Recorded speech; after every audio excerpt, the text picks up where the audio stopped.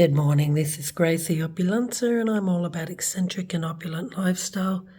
You can find out a lot more about me on Gracie Opulenza and I'm here in Tuscany in Italy, the land of the leather. Tuscany is famous for leather manufacturing. A couple of hundred leather factories since COVID have closed down, which is sad. And LVMH Group is a conglomerate now of taking over a lot of leather here in Italy. And that's Gucci, which is the Kering Group, Dior, Louis Vuitton, etc. Now, today's video is one of many. What is the difference between a luxury leather brand compared to any shoemaker, but also you can get different grains of leather. And we are talking about Dolce Gabbana today. Are they worth the cash? What makes them stand out from the rest?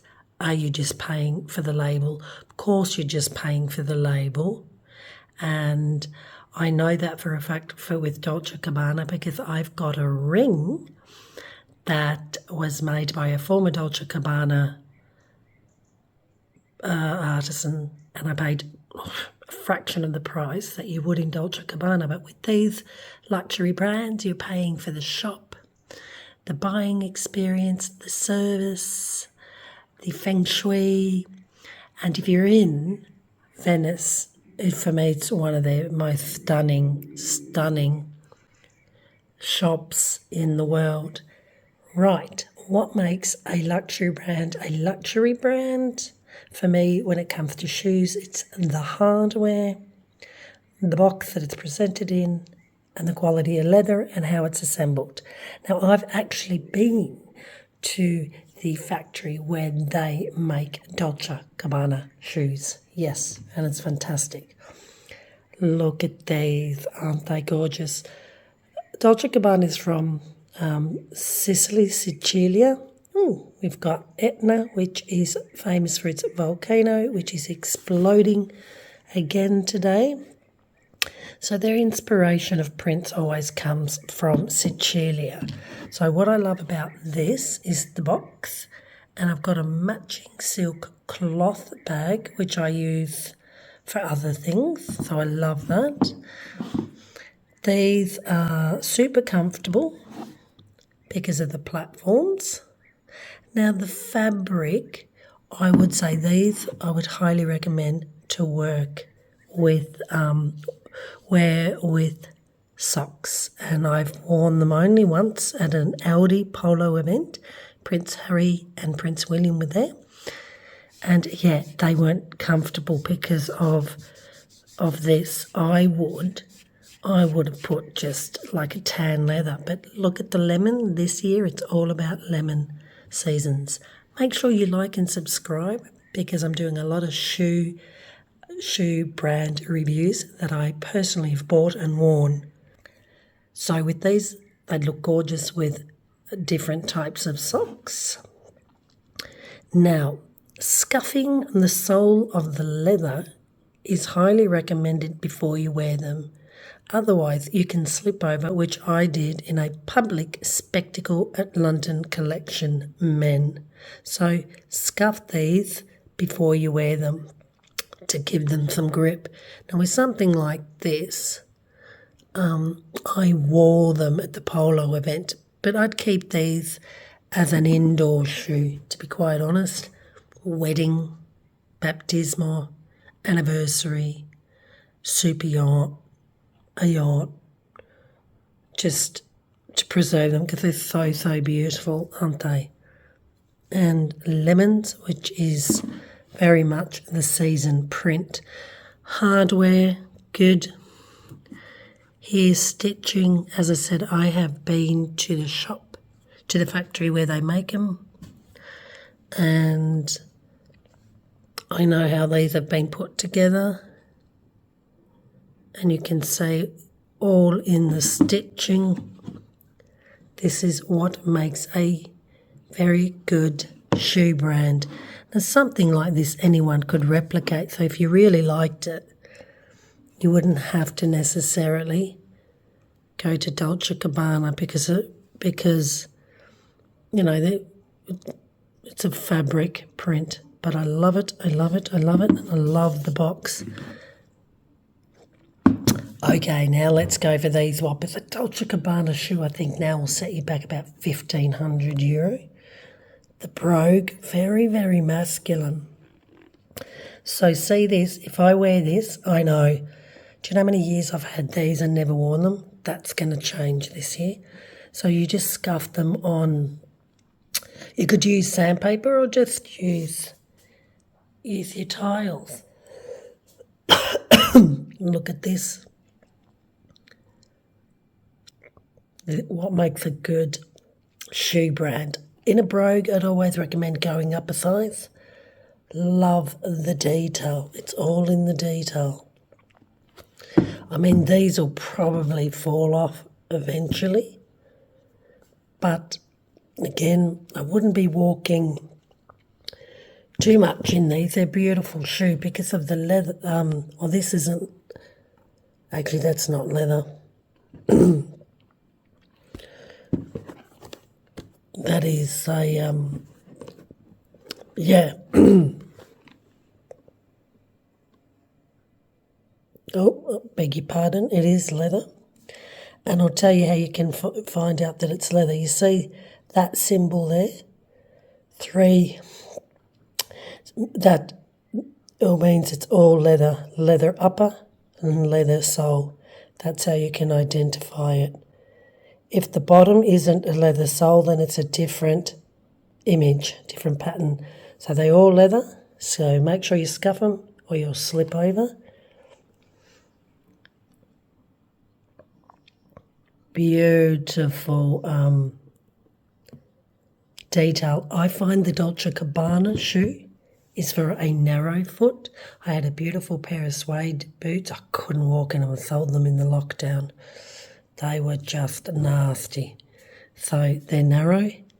Don't forget your socks. Contrast orange, yellow, blue. Knee-high socks, mustard colour. You can check that out on gracieopulenta.com. If you're liking this video, like and subscribe, comment, share which one you prefer. And then we've got this one. This is really, really heavy. And you can see that that is not a sole for a leather sole. So this, great grip.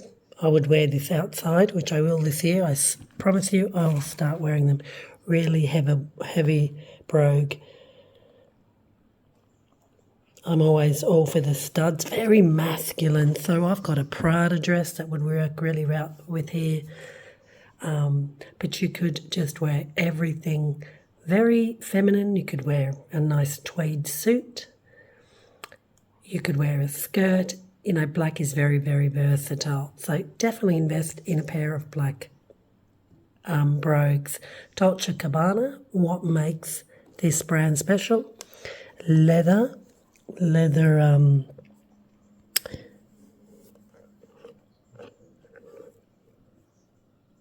this is not a leather lace. It's just a nice waxing on it, but you can see the synergies. You can see they're almost similar. The only difference is this, and this is leather. So this I would keep as an indoor brogue if you're going into a club of some sort, or a golf club or a yachting club. And this is much more an outdoor brogue. My goodness, it's super, super heavy. I like that little attention to detail. Geez, these are heavy. Got a knee problem? Then you're in for some trouble. These are super light. Gosh, these are heavy. Look, the attention to detail, all the stitching, beautiful. Like you can get, you know, cheaper brogues. I can't even compare it because I don't own a pair of cheaper brogues. Actually, I do Grenson. Shall we compare Grenson? Hold on one sec. This is a Grenson brogue. These shoes got me in a lot of trouble. I didn't scuff them. It's that London Collection Men, and then I slipped, and the British Fashion Council security and staff thought I deliberately did it, that I would slip at an event, and it was very, very shiny. I should have sued them, actually. I did. If you want to look at the British Fashion Council and bullying, it was these Grenson shoes that was the nail in the coffin. So make sure you scuff them before you wear them. Now let's compare the shoe. Don't they look cute there? Right. So Dolce Gabbana to Grenson. Okay, this is a different type of leather. This is a lot harder. This is like a patent.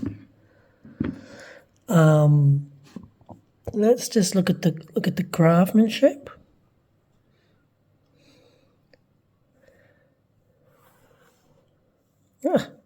Very, very. I'm not sure what a Grenson shoe will set you back £300-400. Let's look at the stitching.